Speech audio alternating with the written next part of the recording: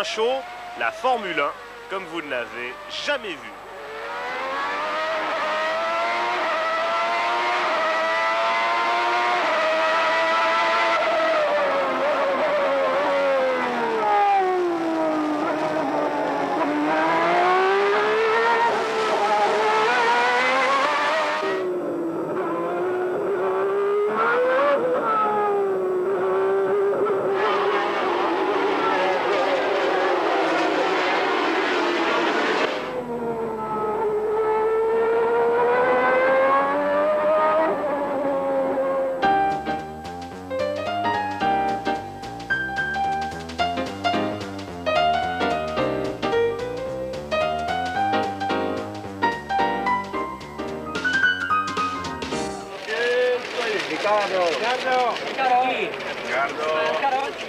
Tous les ans, dès les premiers jours de mars, le grand cirque de la Formule 1 repart pour un tour du monde.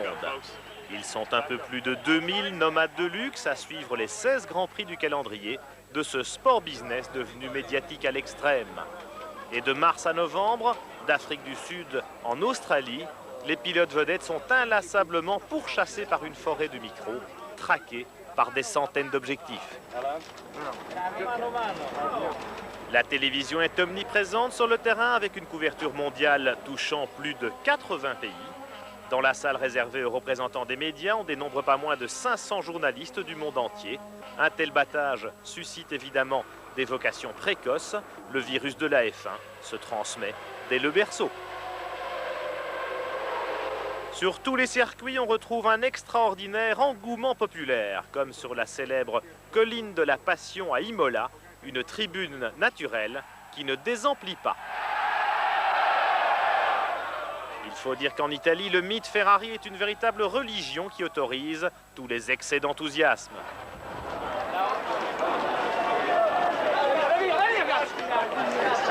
Les pistes de Formule 1 sont toutefois fréquentées par un public responsable. Pas la moindre trace de hooliganisme dans ces débordements de foule. On arbore ses couleurs, on brandit son drapeau et on donne de la voix. C'est sans doute au Japon que la popularité de la F1 est la plus forte.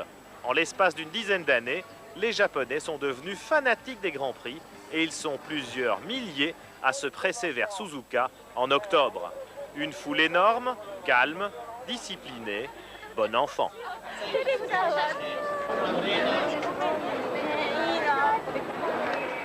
Mais si la F1 passionne les foules, elle exerce aussi son pouvoir d'attraction sur les stars venues de tous les horizons.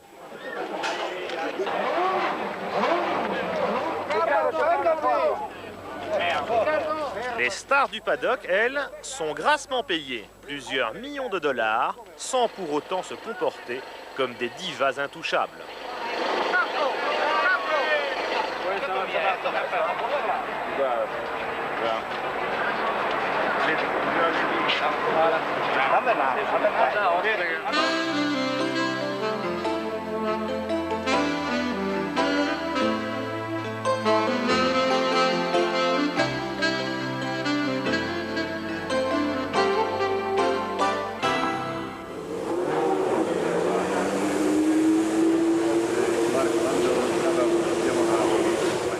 Ayrton Senna da Silva, le champion du monde en titre, est professionnel jusqu'au bout des ongles, perfectionniste jusqu'au bout des rétroviseurs.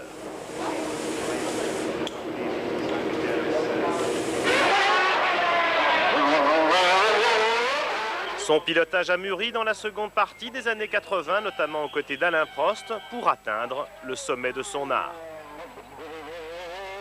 Senna fait dorénavant figure d'épouvantail, de champion sans rival, seul dans sa catégorie, seul au monde.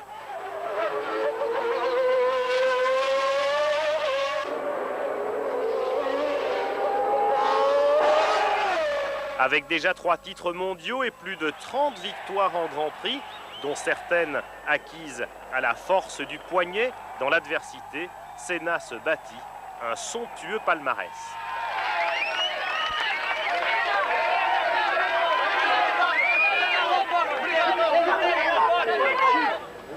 Dans le civil, Ayrton est un garçon sensible et généreux même s'il donne souvent l'impression de s'isoler quelque peu dans sa tour d'ivoire. Sur les circuits, il assume son rôle de vedette avec un sourire un peu stéréotypé. Senna a de l'éducation et il est plutôt introverti. Take care, hein? Pense là, be careful.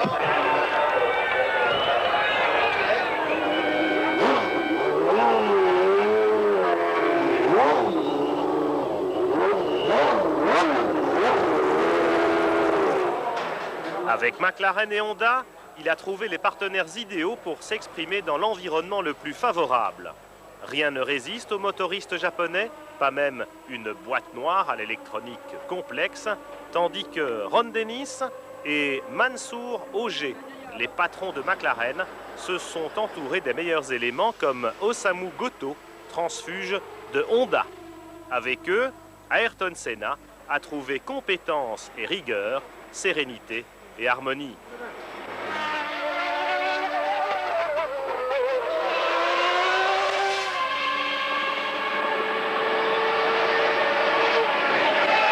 Les triomphes de Senna sont innombrables. Dans son équipe, on les accueille toujours avec la satisfaction du travail bien fait.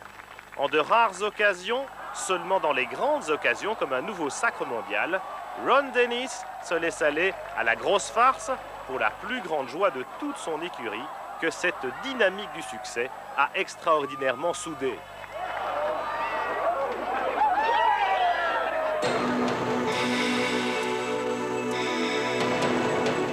Seul loser chez les winners de McLaren, Gerhard Berger n'en peut plus de subir la domination écrasante de son équipier surdoué. Alors il en fait trop, il veut trop bien faire en réalité, sans jamais décrocher la lune. Bon prince, Senna compatit.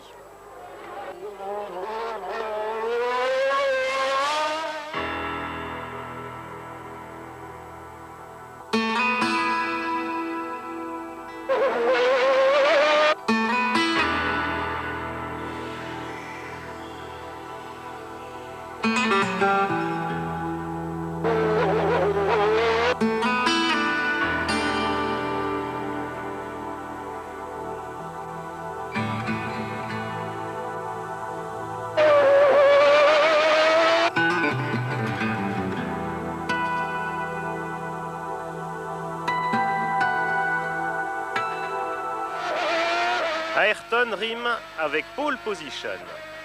Dans l'exercice acrobatique des qualifications, il est le maître incontesté. Son pouvoir de concentration, son sens inné de l'attaque, tout en lui tend vers la perfection. Démonstration.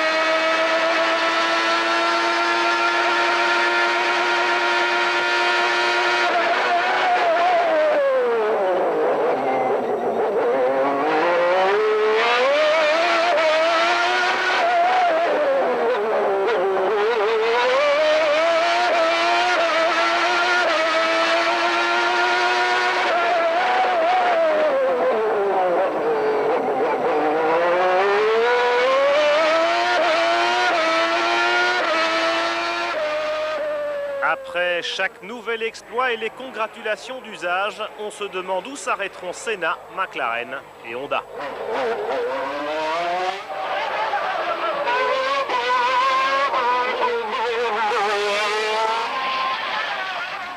À l'âge de 33 ans, en pleine maturité, Ayrton Senna a encore de beaux jours devant lui, avec en perspective les objectifs les plus ambitieux, les fabuleux records de Juan Manuel Fangio, 5 fois champion du monde, et d'Alain Prost, 44 victoires en Grand Prix.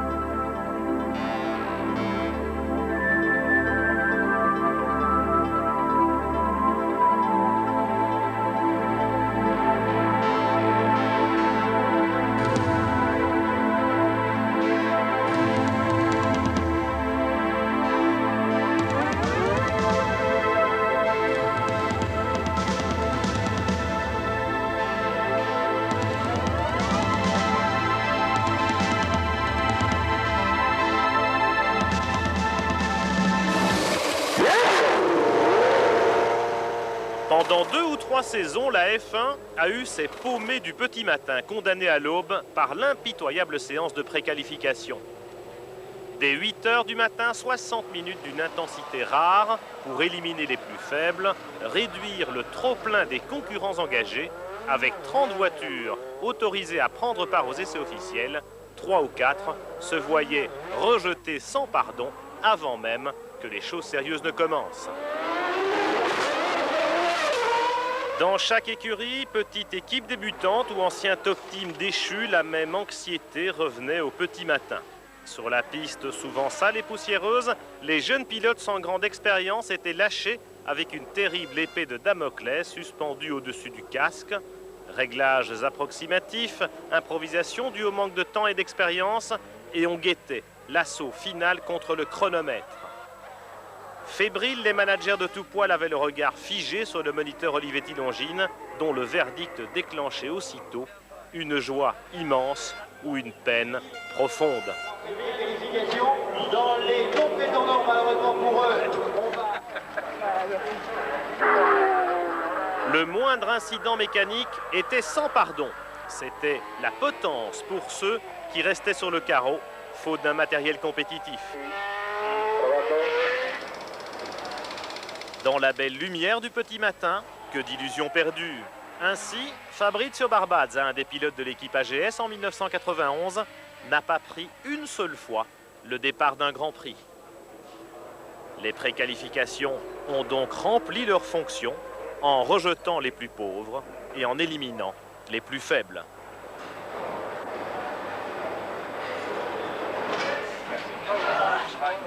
Mais quand l'obstacle était franchi, quelle satisfaction de pouvoir se mesurer au plus grand, quelle fierté de se qualifier, d'assister au briefing avant le départ du Grand Prix, bref, de se sentir pilote de Formule 1 à part entière. Le briefing est un rite, tradition du dimanche matin où chacun s'installe dans les rangs en fonction de ses affinités pour assister à la grand-messe de celui qui se prenait pour le pape, dans un anglais à la portée de tous. Why? Because Mr. Senna was alone in the front. Alors, please, gentlemen, walk a little bit for change the situation. And we can keep the spectator during all the race. What do you mean, Good luck for everybody, and also for Ayrton. En résumé, bonne chance à tous, à vous aussi, à Ayrton, ainsi soit-il. For the winner. Che è bandito?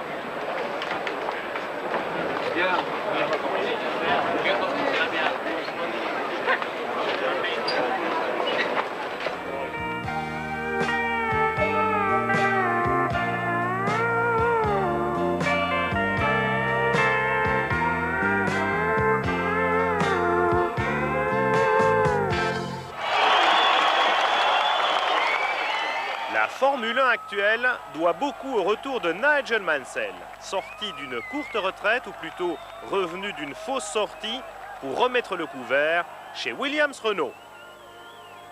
Mansell, comme l'équipe Williams, se distingue par des résultats en dents de scie, ups and downs, des hauts et des bas.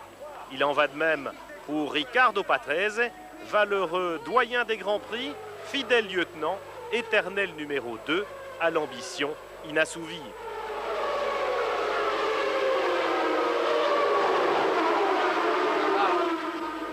Dans un coin du garage, le clan français exulte à chaque victoire du remarquable moteur Renault V10. Mais dans l'autre coin, le dimanche suivant, l'expression des visages en dit long sur l'incroyable capacité de décevoir de Nigel Mansell.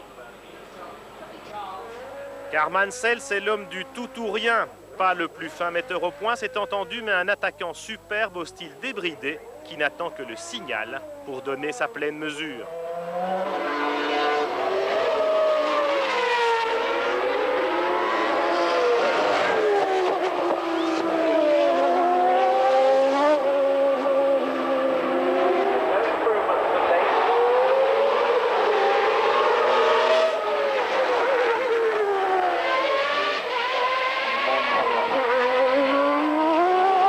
Je crois qu'il y a une chose que personne ne peut douter sur un circuit de Formule 1, c'est que Nigel est le personnage qui, d'une auto, tirera le dernier dixième.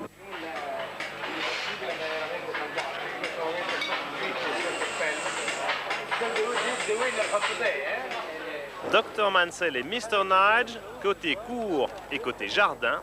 Papa gâteau avec ses enfants.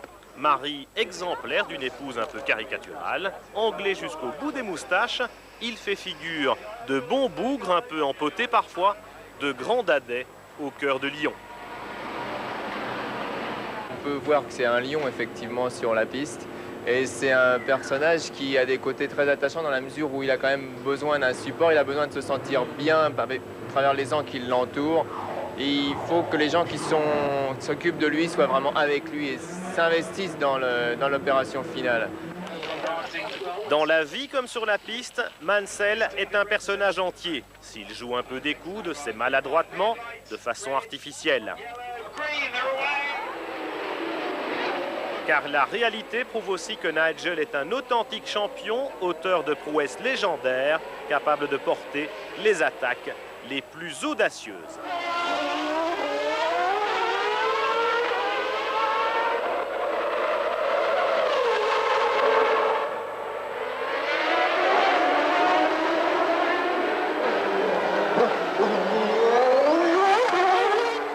Ainsi qu'en Patrese et résiste, il ose tout.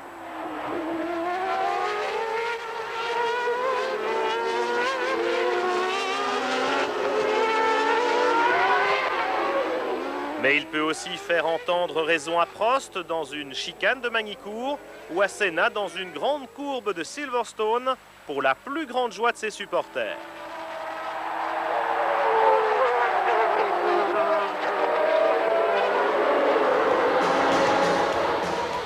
Sur le circuit de Barcelone, Mansell était déchaîné. Après s'être échauffé en se faisant les dents sur Gerhard Berger, il a croqué Senna lui-même au cours d'une passe d'armes mémorable qui restera dans les annales au même titre que le mano à mano qui opposa Villeneuve et Arnoux 12 ans plus tôt à Dijon.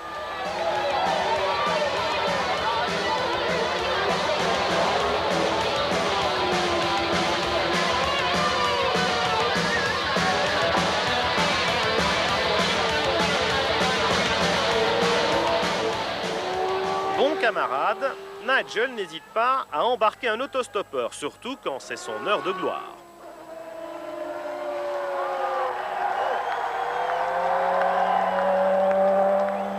Il apprécie moins de se faire débarquer, surtout dans un mauvais jour, lors de cette incompréhensible défaite à 800 mètres de l'arrivée d'un certain Grand Prix du Canada, alors qu'il avait course gagnée. Sous les applaudissements remarqués de « Ma, vous le reconnaissez ».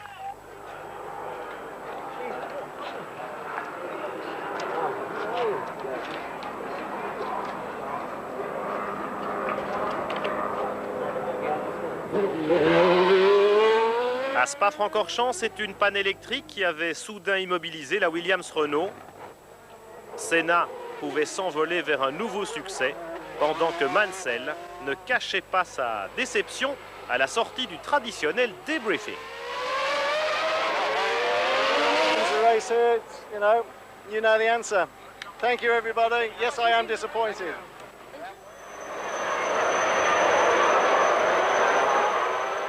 Mais c'est par un beau dimanche de septembre à Estoril, au Portugal, que tout allait basculer. L'incident a eu pour cadre le pit stop, l'arrêt pour changement de pneus, un moment toujours crucial de la course. Tendus, un peu anxieux même, les mécaniciens s'affairent. Ils sont une douzaine concernés par la manœuvre et le balai doit être bien réglé pour que tout se déroule sans anicroche.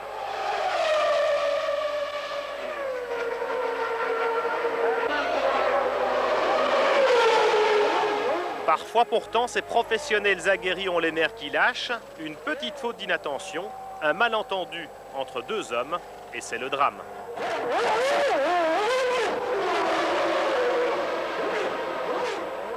Mansell, solide leader jusque-là, repart sur 3 roues, images inédites du tournant du championnat.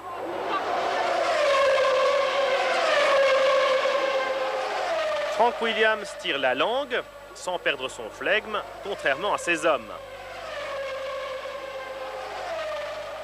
Panique sur le pit lane, le team manager Peter Winsor ne peut calmer le jeu et c'est dans la confusion la plus totale que la roue baladeuse est enfin fixée tant bien que mal, mais sur la piste de décélération et d'accélération, un endroit dangereux et surtout une zone interdite.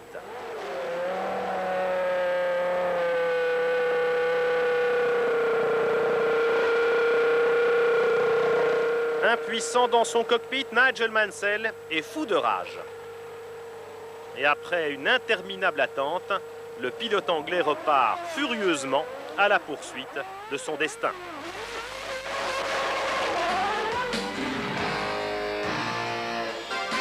Gros plan sur le fautif, le préposé à la roue arrière droite qui signala l'opération terminée alors que son collègue n'avait pas fini de fixer le boulon en question.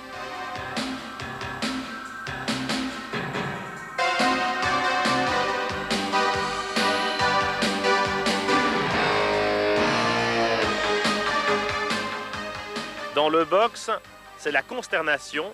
Sur les visages des mécaniciens, on peut lire la détresse, la tristesse, le désarroi. Arrêté au drapeau noir, Nigel Mansell est terrassé par tant de poisse.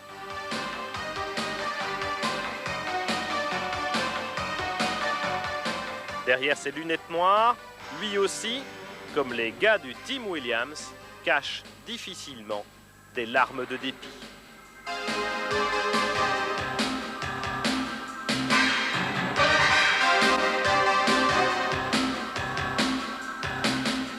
L'équipe Williams a scié la branche et ce n'est pas la victoire de Riccardo Patrese accueillie sans joie qui remonte le moral des troupes. Le point final de la course au titre s'inscrira au Japon dans ce maudit premier virage de Suzuka où Mansell échoue tout seul, lui. Pour Frank Williams et Patrick Head, la déception est grande, comme pour les mécanos anglais qui vivent l'instant fatidique comme s'ils y étaient.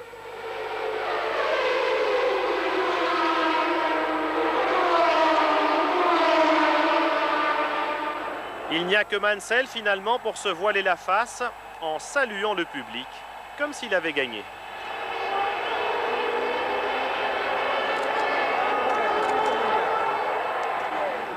Mais le vainqueur s'appelle Ayrton Senna, sacré champion du monde à Suzuka pour la 3e fois. C'est le cœur gros et les larmes aux yeux que Mansell le congratule avant de s'incliner très fair-play auprès des McLaren Boys.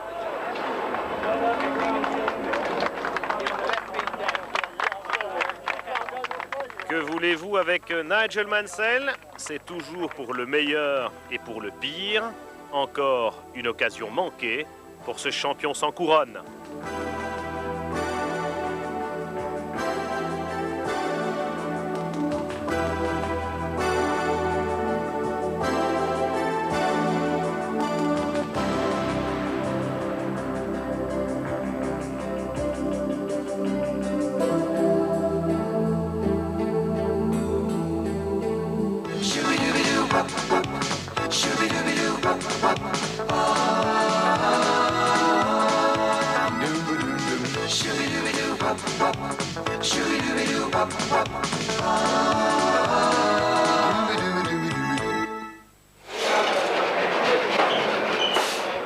Les mécaniques de Formule 1 sont désormais truffées d'électronique et leur conception relève des plus hautes technologies que l'on peut comparer à l'industrie aérospatiale. Ainsi, l'apparition de la télémétrie a révolutionné le travail des motoristes, dorénavant à l'écoute de chaque battement de cœur de leur moteur, comme des médecins devant un électrocardiogramme. Depuis 2 ans au moins, les moteurs de F1 sont gavés d'essence spéciale, très spéciale même. Bernard Dudot, le directeur technique de Renault Sport, confirme le rôle joué par les carburants. Je ne peux pas vous chiffrer en détail ce qu'ont apporté les progrès de notre partenaire Elf.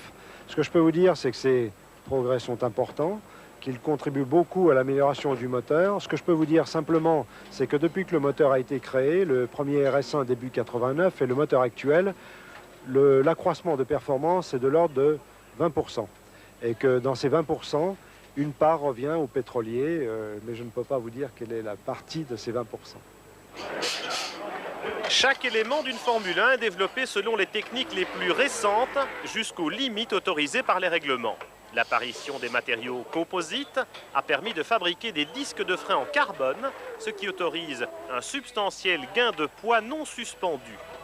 L'efficacité de ces freins à très haute température est telle que les zones de freinage ont diminué de moitié en moins de 10 ans. Sans commentaire.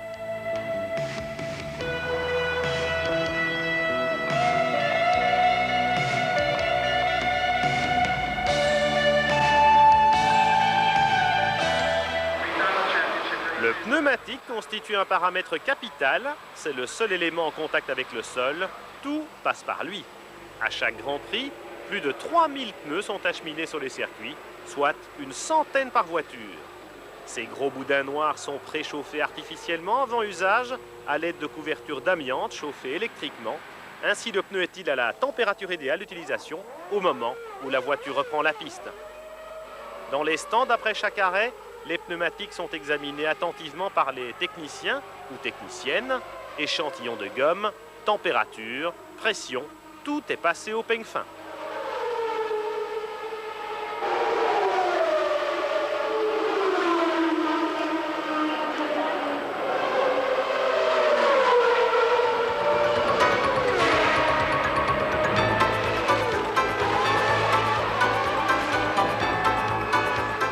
Mais ce qui caractérise sans doute le plus la F1 moderne, c'est la constante évolution de l'aérodynamique, symbolisée par des gerbes d'étincelles qui en disent long sur la garde au sol des voitures et sur le faible débattement des suspensions.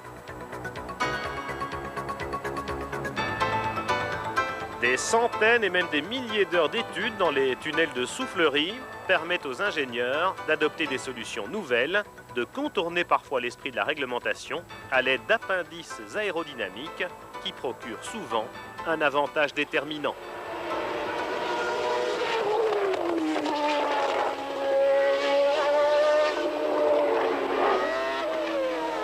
Les études aérodynamiques constituent actuellement le domaine dans lequel les ingénieurs de Formule 1 peuvent laisser leur imagination faire merveille, comme en témoigne cette nouvelle génération de nez relevés, de capots en ailes de corsaire, de museaux aux formes les plus diverses. Sur une F1, l'aérodynamique influence tout le comportement routier, vitesse de pointe, mais aussi freinage en fonction de l'importance des appuis et de la traînée, ou encore motricité, traction, accélération, avec un rapport poids-performance exceptionnel, 700 chevaux pour 500 kg.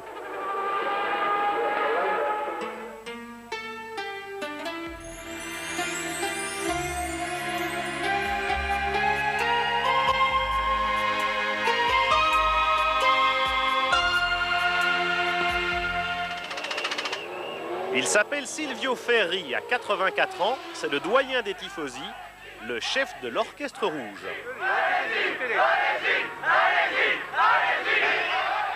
Et pour tous les pilotes de la Scuderia, il est un véritable grand-père.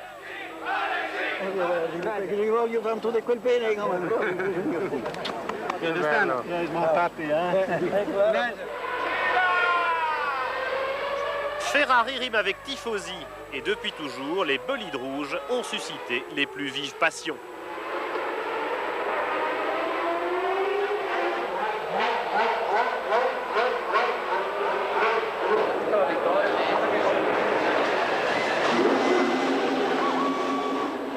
Mais depuis longtemps, la Scuderia ne s'est pas montrée à la hauteur de sa réputation historique. On passe d'une voiture à l'autre, on tergiverse, on a peur de décevoir.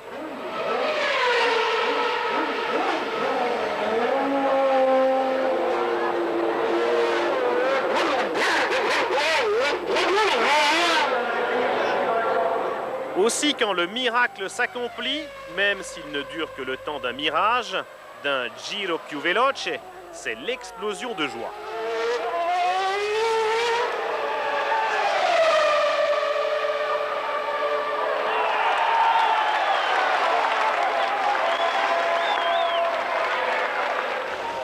Le mal dont souffre Ferrari est profond et les responsables de la Scuderia sont régulièrement désignés coupables par les dirigeants de Fiat, ceux qui règlent l'addition.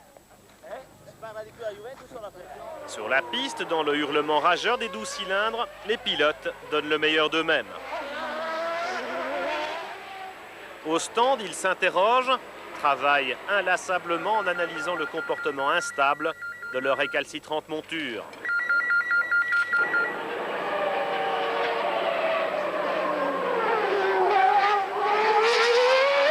Au point d'arracher à Prost un soupir de dérision qui inspire à Alesi et à l'ingénieur Migeot un abîme de perplexité. Les chevaux se cabrent, la Ferrari se tortille et Alain Prost y perd son latin.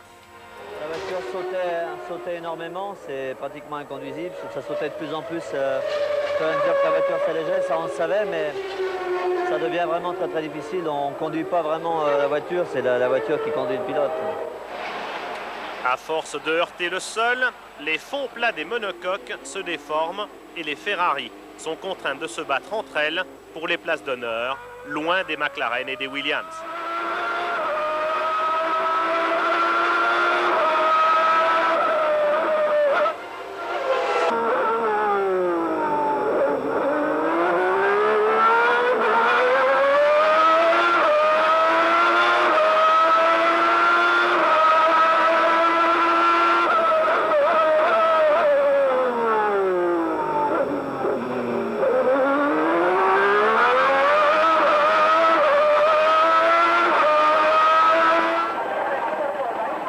Malgré son brio et son indiscutable sens tactique, Alain Prost n'arrive même plus à limiter les dégâts ou à saisir la bonne occasion, comme à Barcelone, où il fut le premier à chausser les pneus slick, plus tard qu'il ne l'aurait souhaité.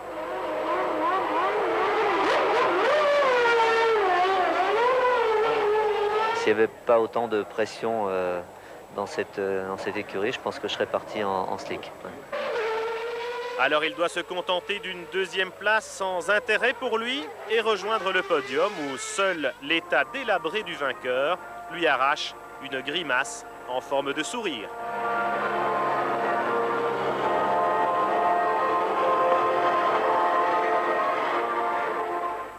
Mais de sourire, Alain Prost n'en a guère eu l'occasion tout au long de sa seconde saison chez Ferrari.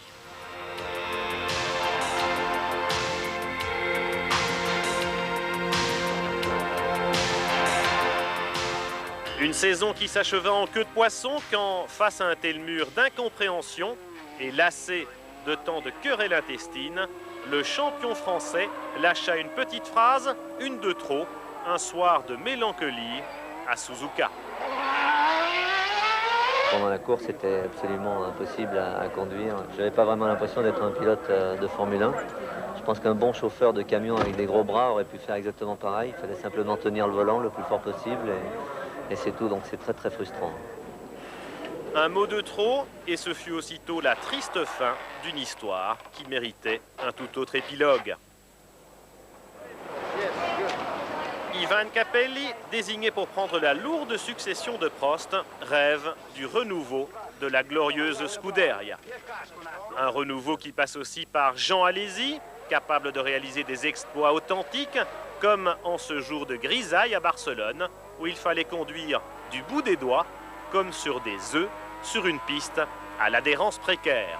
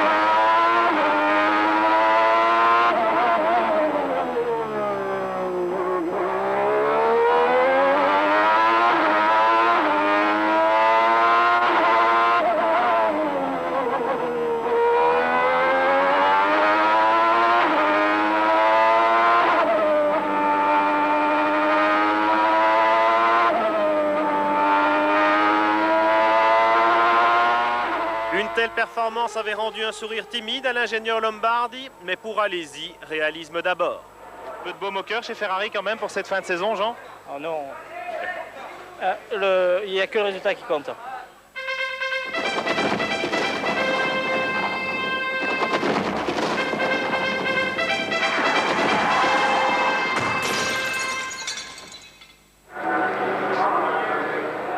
Voici une des faces cachées de la Formule 1, avec la collaboration bien involontaire de Thierry Boutsen, il n'y a pas si longtemps vainqueur de Grand Prix, avant d'être coincé par Ligier en fond de grille de ce Grand Prix d'Italie. Pendant que la course s'ébroue, il va entamer une autre course après avoir été contraint à l'abandon dès les premiers mètres.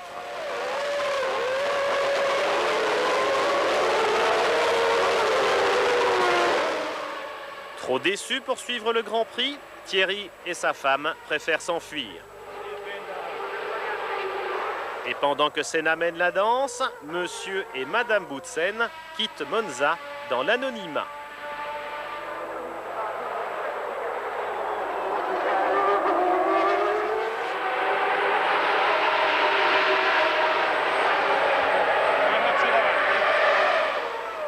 Au moment précis où Patrese prend le commandement, Boutsen prend les airs.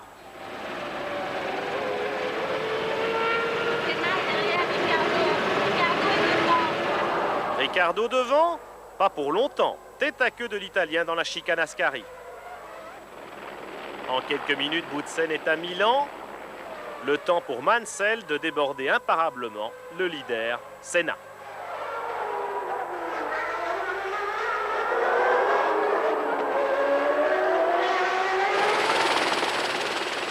Sur le tarmac de l'aéroport de Linate, le magnifique Learjet aux couleurs du casque du pilote belge est avancé.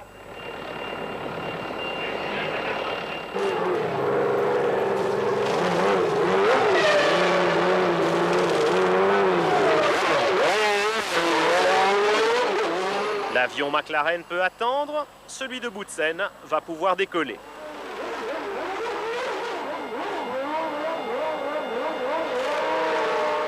Tandis que la pagaille règne encore dans les stands de Monza, un dernier checklist à Milan et c'est parti.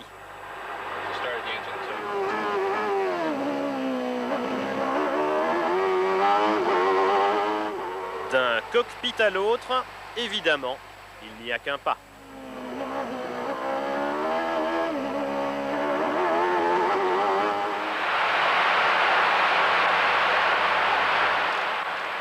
Et d'un cadran lumineux à l'autre, les informations diffèrent. La course continue, le parallèle se poursuit. Et lorsque Mansell franchit victorieusement la ligne d'arrivée, Boutsen réussit un atterrissage parfait à Nice.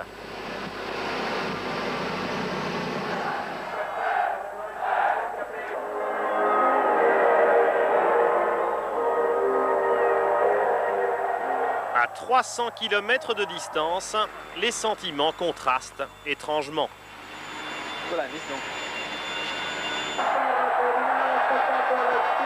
Certains peuvent arroser cela. Thierry et Patricia se contentent de venir aux nouvelles. Qui a gagné? Mansell. Mansell. C'est pas ça? Eh oui, c'est Mansell qui a gagné. Les bras chargés du précieux trophée, lui aussi, ne s'éternise pas. Les essais, généralement, on recommence le mardi ou le mercredi suivant, donc on n'a pas beaucoup de temps pour se reposer. C'est donc la course pour rentrer chez soi le plus vite possible, avoir un peu de paix et de repos et repartir après. Avec les autres pilotes qui résident à Monaco, vous faites parfois la course dans les airs pour savoir le premier qui sera rentré, le premier qui aura l'hélicoptère? Oui, mais aujourd'hui j'ai un peu triché quand même. Un peu triché, tu parles, pour arriver à Monaco, au moment où le pauvre Prost est encore prisonnier du paddock de Monza. Pas besoin de garde du corps pour être le premier à rentrer à la maison.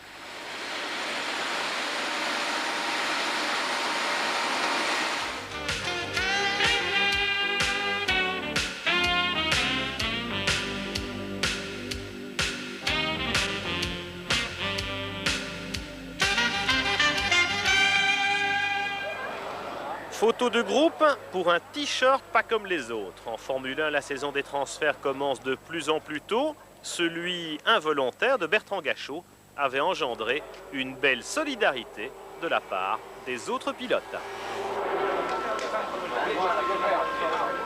Mais ce fut aussi la chance de sa vie pour Michael Schumacher, dont le nom s'inscrira bien vite sans faute au firmament de la F1, même si le premier Grand Prix du jeune prodige allemand sur le toboggan de Spa-Francorchamps se résuma à un départ canon.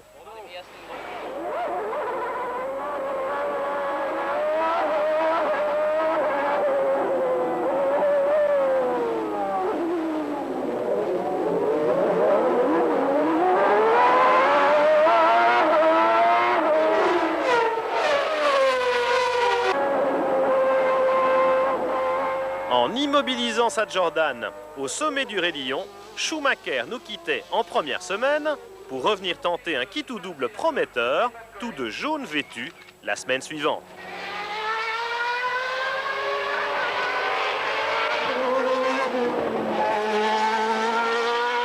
Ce fut kit pour Nelson Piquet dans l'indifférence générale et double pour Michael Schumacher, la nouvelle coqueluche du paddock.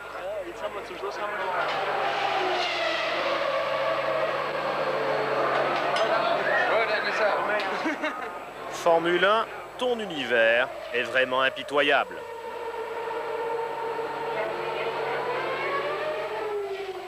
À chaise musicale, Moreno, éjecté de chez Benetton, héritait du baquet de la Jordan.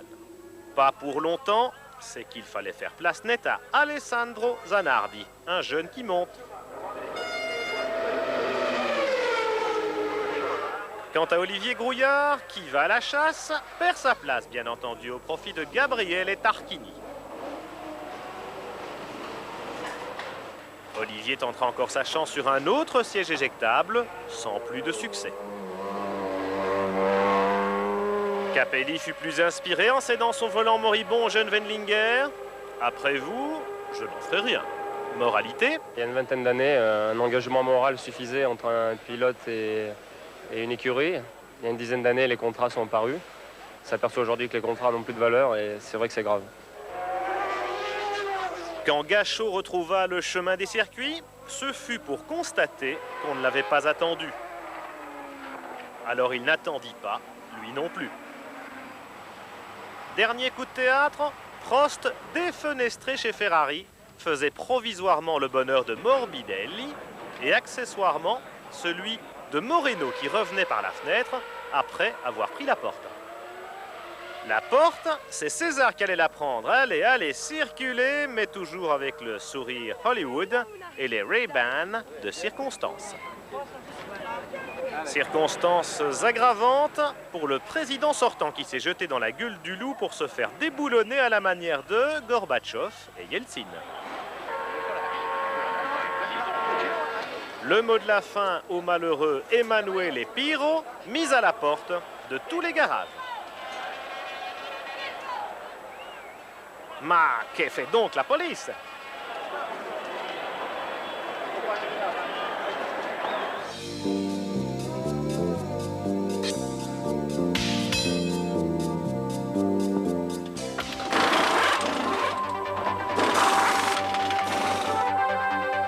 L'incessant balai des pit-stops démarre le dimanche matin comme à la parade, avant de se poursuivre l'après-midi sans aucun droit à l'erreur.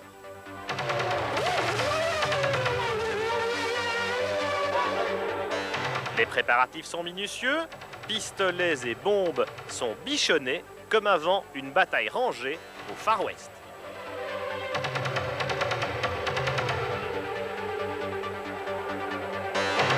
C'est le calme avant la tempête, et puis soudain, le premier coup part.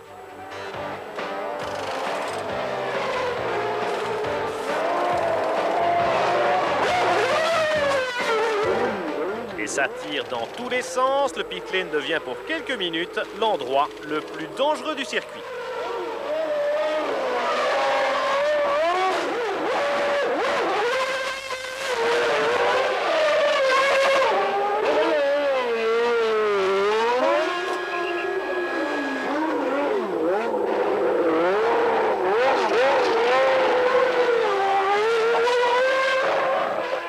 Enfin, le calme retombe quand tout le monde est reparti. Mais vivons pour une fois l'opération vue de l'intérieur comme si on y était. Durée de l'arrêt, 6 secondes pour changer 4 pneus.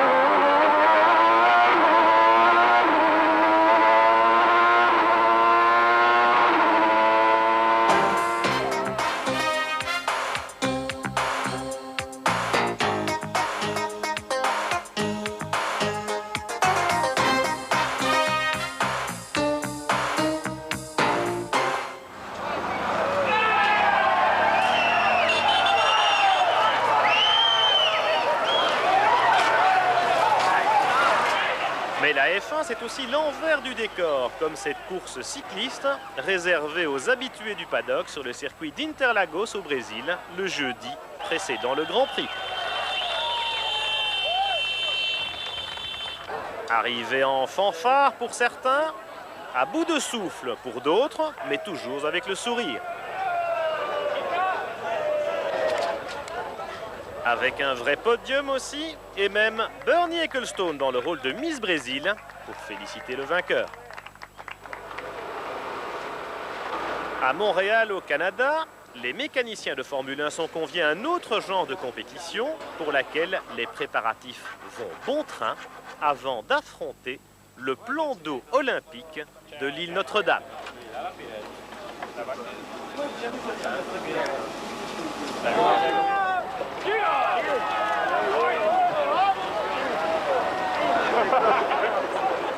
Minardi coule, Brabham chavire,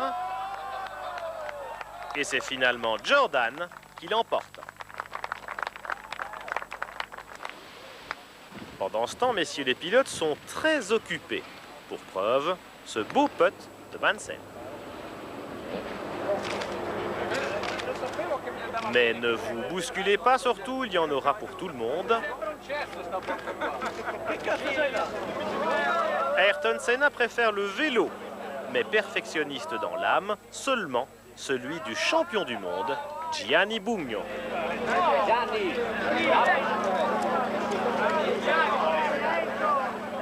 Mansell, décidément, n'a peur de rien.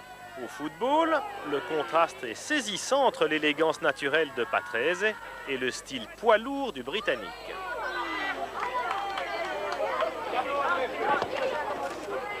Entre les deux équipiers, le duel balle au pied est sans pitié. Et à la fin du match, ce sacré Nigel n'était donc pas dupe.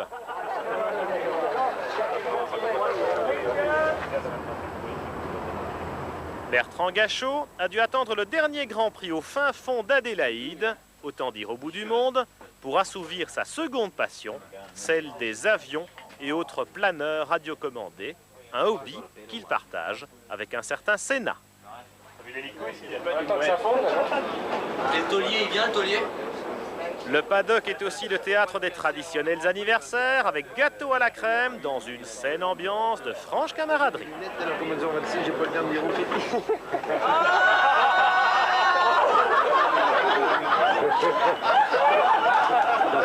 Il m'en reste.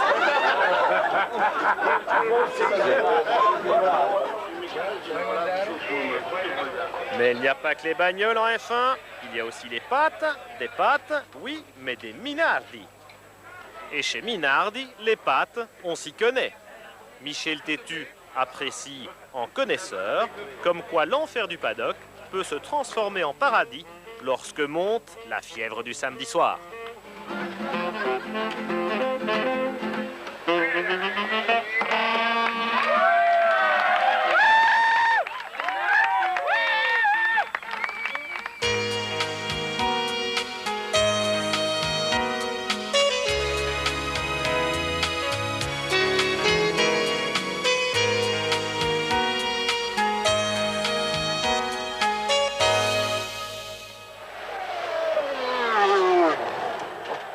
F1, même le meilleur se laisse parfois surprendre. Pour d'autres, c'est déjà plus courant.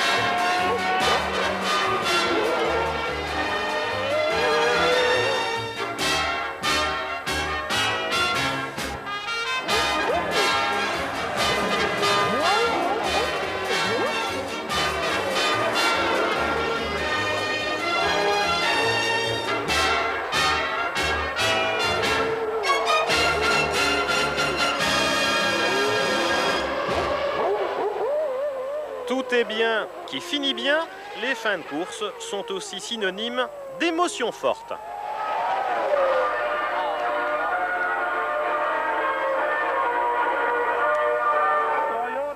Avec des joies et des peines, mais toujours les larmes aux yeux.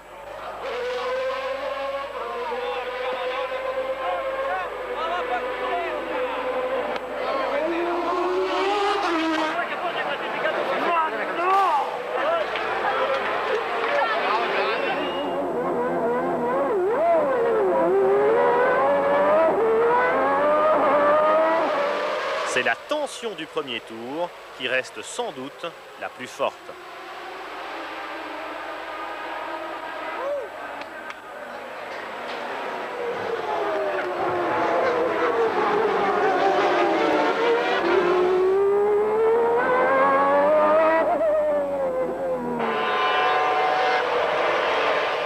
Un dernier mot de Jean Alési, au caractère aussi bouillant qu'attachant. J'ai tenu à vous faire comprendre, à vous les journalistes, que quand vous êtes ici, c'est seulement pour parler des problèmes. Les belles choses, c'est la course, c'est ce qui se passe. C'est-à-dire hier, ce que Patrese a fait pour faire la pole position, ça c'était exceptionnel. J'en ai eu la chair de poule, je suis quand même un pilote. Je trouvais que c'était fabuleux. Et c'est quand même fabuleux de voir la course qui s'est déroulée aujourd'hui. Ça, c'est le sport.